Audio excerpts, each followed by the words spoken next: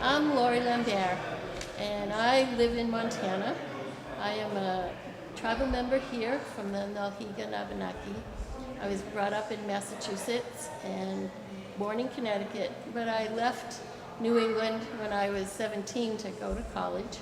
I went to Temple University in Philadelphia, and after that, I taught for 14 years at an outdoor center in Philadelphia and taught graduate school in environmental science. And eventually I ended up going to Churchill, Manitoba, and I met my husband there.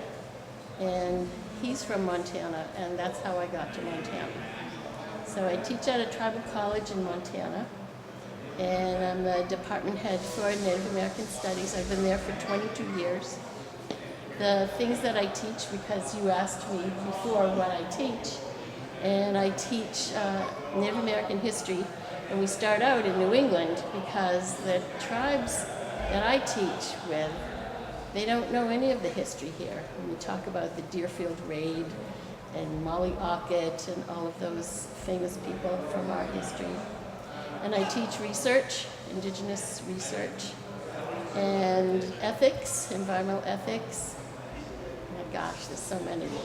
Beadwork, I teach beading, and Native American women, stories of Native American women. So it's been really amazing to come back to Vermont, to be with my tribal people, because I've been away for so long. And I can't wait really for Saturday to dance in the powwow. Like I said, I made a special regalia for it. And to dance on the sacred land of the Abenaki is going to be so spiritual for me. I'll probably cry. That's good. I cry every time I dance. Yeah. It's a special place. It is a special place. And 2 years ago, I came back for a Heritage Weekend, and it was great because now I know a lot of the people here, a lot of the tribal members. And my grandson is with me this week, and he's a history major at the University of Montana, history and political science. And he doesn't know his history. He only knows the history of the Salish and Kootenai people, because that's where he was brought up. But he's enrolled here. And we're going to go to Fort Ticonderoga because he loves that. When he was a little kid in 5th grade, we went to Wales, and he was really into the knights and castles. And every castle we went to, he said, "Look, this is the latrine. This is where they have the crossbows. This is where they have the longbows." I'm like, oh my gosh, Eric, you need to be a history major. And he is a history major now, so. He'd be good at it because he's so interested in it. Right? He is interested, and he believes in the living kind of history, not just memorizing dates and stuff like that. That's good. So the beadwork I have today, I was taught how to bead from the elders of the Salish tribe, the Salish and Kootenai people. And the peyote stitch I learned from the granddaughter of Wooden Legs, who was at the Custer battle. Okay. And she taught me how to do the peyote stitch. And I don't really consider myself an artist that you can see my art. Most of it is I write, I script write, and making art when I come home, like I said, it calms me because of being in front of students all day long.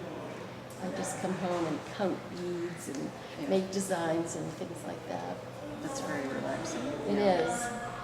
And it's it's a pleasure to meet you because I haven't met you before, and you look amazing. You have an amazing story. Oh, thank you. Well, I was observing your beadwork on the table over there, and I saw you did a lot of your earrings in porcupine quill. And I was wondering, do you have many porcupines in your area that you get the quills from? We do have a lot of porcupines. And when I give porcupine earrings as a gift, I'll tell people the porcupine is protected by the quills, and now the quills will protect you. Yeah. So That's good. I hadn't thought of mentioning that because I do a lot of porcupine quill work, and people love it. yeah, they do. Yeah, and I usually find a roadkill at least once a year. And I'm running out of quills, so I don't want any porcupine to cross over, but I'm hoping maybe I'll find some quills somewhere. And people joke with me, well, how do you get the quills? I said, well, first of all, I pull the porcupine off the road, then I pick That's the a good quills. thing. Yeah, it's safer that way. Right. I've had many police come by and say, what are you doing? I said, I'm just gathering quills. And so then I gather the quills, and they usually last me quite a while. And Homer, our chief, used to say to me, Dee, you don't even need to do that. Just go in the woods, bring a blanket, throw it over a porcupine, and pull it out. And I said, that's not likely going to happen. I'm not going to get that close. And I think it's safer to get the roadkill. So Yeah. I've been doing that. And next I wanted, because I do birch bark baskets, I've started decorating the tops with some little designs with the quills, which is really fun. And I end up with many holes in my legs, but it's worth it. And they really look nice, so I think they're wonderful. Did you bring your baskets? No, I didn't. Oh, do you have pictures? Oh, you have a been gifted birch bark, and I want to use it into something. Perfect. Yeah. It's hard to come by because you have to have a large tree, very large tree, and you only strip it one time so you don't kill the tree. And they're hard to find around here. Yeah. All I see is little teeny trees. So I went to not to Odenak, I went to Lake Nulhegan, way up north in Canada, and studied for a month with an Algonquin lady. And the trees there are huge, and they're beautiful. And I brought some bark back with me, and luckily the people at the border didn't open my trunk, and so I still have some of the bark. And that's been years and years, and so when I want to use it, I just reheat it up the way we're supposed to, and it's still viable to work with. So I love it. That is such a gift from Yeah, the tree. I know. There's a cousin of mine up in Aroostook, Maine. He's a Mi'kmaq, Richard Sillyboy. I don't know if you know him or not. No. But his family has been making baskets, potato baskets, Mi'kmaq potato baskets forever. And he said, I'm never going to be a potato basket maker because my bed was always filled with those splats when I was a little kid. But he's an amazing basket maker too. And he weaves them. You know. Oh, yeah. Now, a potato basket is to gather potatoes in? Right, and That's there's actually it? Okay. evidence of those designs. An archaeologist found those designs somewhere, and it was 1,000 years old. Oh my gosh. That design of the potato basket. Wow. Oh, we'll have to trade Stories. stories and how-to-dos. Yeah. Yeah, that'd and be I was fun. hoping Richard was here, because he tells the story of how he goes out to get the tree, the perfect tree, how to cut it down, the songs to sing, Yeah. how to pound it to get the splats off. Just a big process. It's a lot of work. And it's the same with birch bark baskets. You have to have a big fire going and a big thing full of water to heat the basket, And that's the how you material do up. it? Yep. And it's really hard. You have to be quick. Yeah, you have to be quick. When I was a little kid, we went to the, I don't know, some hairpin turn, some place, and I always wanted to buy the little teepees that are made out of Oh, yeah. birch bark and the little canoes. That's what I used to get. I forget. It was somewhere in the Adirondacks, but I think people made them who were native people. I bet. I'm sure they did. Yeah. So how did you learn to do your beadwork? You said you had different teachers? Oh, yeah. When I first went to Montana, and there's so, people say, oh, can you show me how to bead? There's so many techniques. Yeah. And I took a class. We have a place called the People Center, and they teach people how to do different crafts. And I learned the 2-needle applique. And it's time consuming, but it's fast. Then I learned the Cree way because I have a friend who is a Cree, and she makes medallions with the 1-needle applique. And then I do that, and then I do the peyote stitch. But that's so time consuming too. It's very and you have to look at the beads and make sure they're going the right way and everything. And But then you have I'll to take show it you. apart and start over again. That's generally Yeah. what I do. I do the same thing.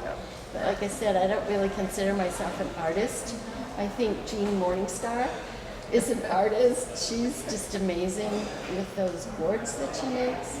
And Francine Waitress Jones, she's a painter, and Melody, oh my gosh, they're the artists. Yeah, Melody's great. Yeah, I got 2 saws from her. Yeah. One with polar bears. I said, can you make one with polar bears? And make one with a wolf. So we have those at home.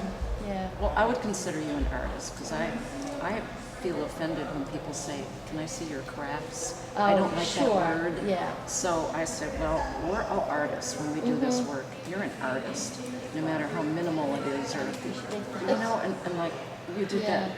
No, my friend did this for Okay. me. Yep. And it has Sacagawea in here. It's the coin, the Sacagawea coin. Yeah. But I liked it because it had the Mi'kmaq star. Yes.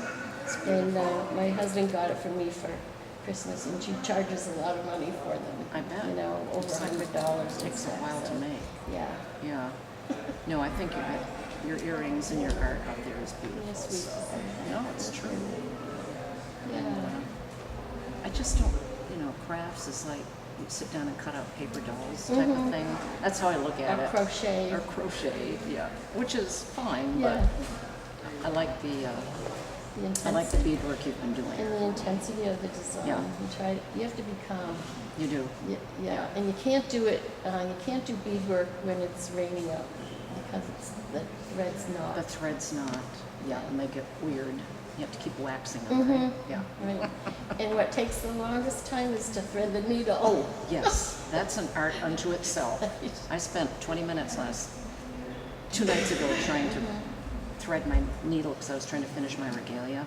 It's like, oh my gosh, I'm never going to get it done. Yeah, when you cut the thread on an angle, put a lot of saliva on it, you try to get it through. Get out the magnifying Right, glass. I have a big light.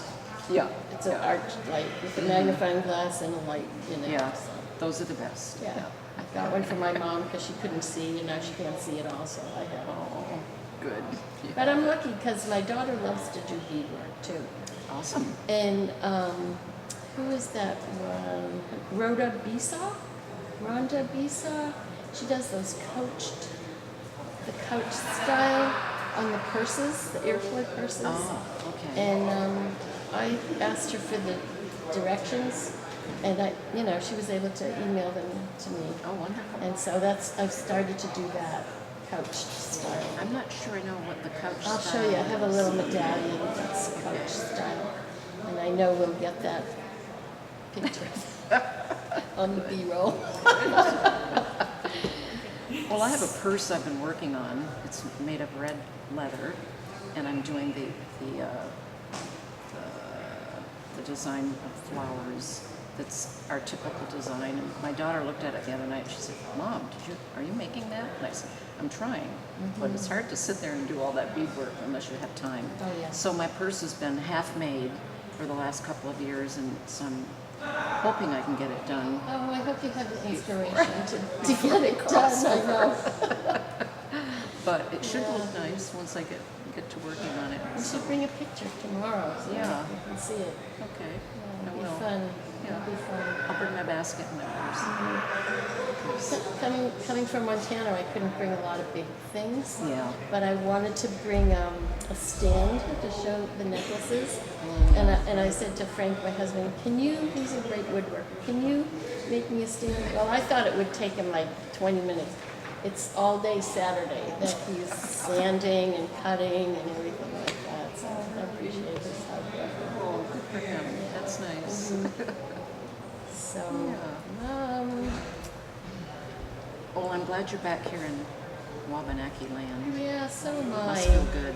It does feel good. It feels centered, like I'm centered. Because I've been in Montana so long, it doesn't really feel that's my home, even though it is my home. And we have 4 huskies, and we're just like Montana people now. Sure. But coming back here, it's much more familiar to me. Yeah. When I lived in Europe, I missed Vermont badly. Yeah. When I got back here, I was thrilled. Yeah, My grandson had eye surgery, and he wanted to go to Glacier Park. We live an hour from Glacier Park, and it's all pine trees. And he came out here on the plane, he's like, wow, the trees have leaves. I can see the leaves on the trees. They're beautiful. Everything is so green because right now Montana is so dry. It must be dry. Yeah. Yeah. So, are we good? We're good. Do you have another question? Lori, I have a question for you. Okay. How did you make the transition into becoming a cultural practitioner? You're now offering courses online. You're a professor. You've written books on your culture and your indigenous perspective. Could you tell our listeners and our watchers of this video a little bit about how you moved through that? Was it something that you were just interested in learning more about your history and becoming a scholar, or how did you? Wow, it's a lot of things because my degree is not in anthropology. It's medical anthropology. That's my doctorate degree, and a master's in environmental science. And so I go to these different ecosystems, and people tell me stories about their land. And when I was asked to teach the history course, I really wanted to begin in New England because that's where I began. That's where the Dawnland begins, and that's where we were first contacted. And the students in Montana don't realize that we have a history here too, and their history is from the 1800s, Lewis and Clark. That's what they know, and they know the Plains Wars. And they thought, wow, I never heard of the raid on Deerfield. I don't know Fort Ticonderoga. So to enhance their experience, I did read a lot more about our own history and tried to learn the language. And because my relatives are also Mi'kmaq, I can speak a little bit of the Mi'kmaq language. Great. But it gets confusing with the Abenaki language too. Yeah, it is. I don't know that language as well. Most of our songs, because we had a drum group, all the songs are in Mi'kmaq. Oh, they are? Yeah. Oh, that's really cool. I was thinking, and I found some old songs that were in Abenaki actually when I was going through my tons of paperwork. So I'm going to try to get them out and give them away to people because it would be fun to have a whole song written entirely in Abenaki. Yeah, Yeah. exactly. Yeah. Joseph Bruchak and I went to the same university. He graduated ahead of me, and I didn't know him. But then I saw his name on our alumni, and I thought, oh, I know who that is, and there's a lot of books that he has written too. But I really envy that he knows how to speak the language. Oh, it's wonderful. Yeah, and he's the one that's going to be the immersion person for the students. I think so. Yeah, because he's been speaking it for a long time. And I was taking lessons from a lady from Odenak, but after she crossed over, I had no one to speak it with, to practice it. Yeah, that's the thing. So I stand there in the mirror now and look at myself and say a few words so you don't forget them all. Yeah. It's hard. You have to have that interaction. And because I didn't want to be the ugly East Coast Indian for the Salish and Kootenai, I took 2 semesters of Salish.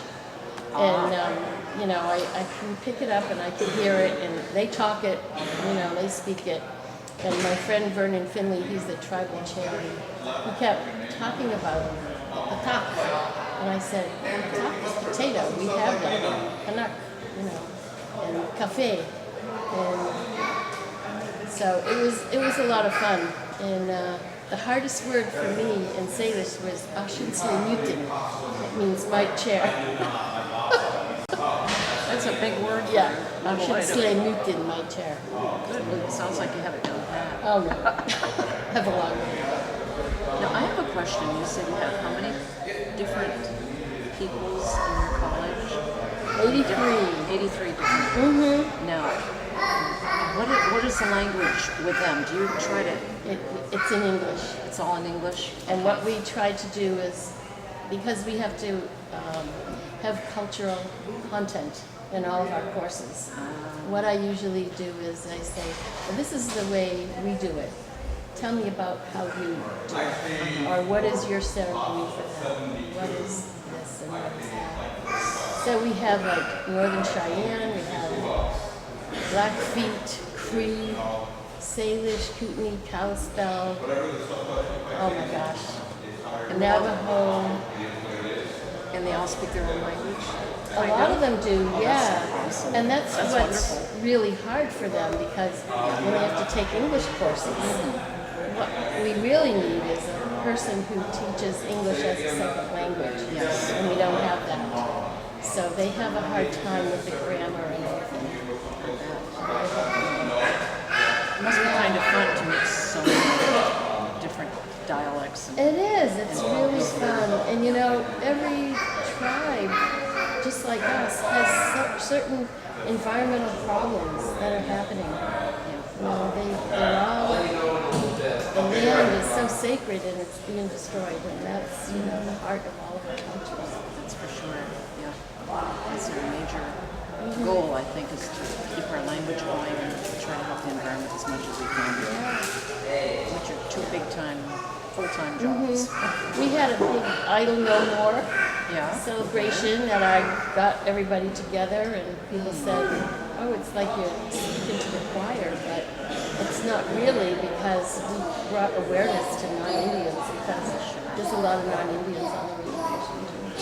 And it doesn't hurt to remind ourselves. Exactly. It never hurts to wake up every day and say, wow, this is really happening. We need to keep it on our mind and pray for it. Yeah, that's for sure. I really worry about the land. I mean, that mining accident that happened, and it all went down into Navajo land, and the animals had to drink that water. It's terrifying. And then the Nescaki Cree up in Canada, all that stuff from the tar sands, it just breaks my heart. And people aren't aware that this is happening because actually us Native people aren't still alive, are we? Yeah, So what the heck? Doesn't matter. we're still here. Yeah, right. Try and tell us differently. I You're know, in really. trouble. I know. Well, thanks for listening to my story today. Well, it was great hearing it. Really fun too. People say you don't have a New England accent anymore, but I tried to keep it. It sounds kind of New English. Yeah, the students think I still sound like I'm from the East Coast, but Yeah. I appreciate everybody's warmth and generosity. So thanks. Good meeting you, and I hope you enjoy your rest of the week and Saturday Definitely. especially. I definitely will. Yeah. Okay, good.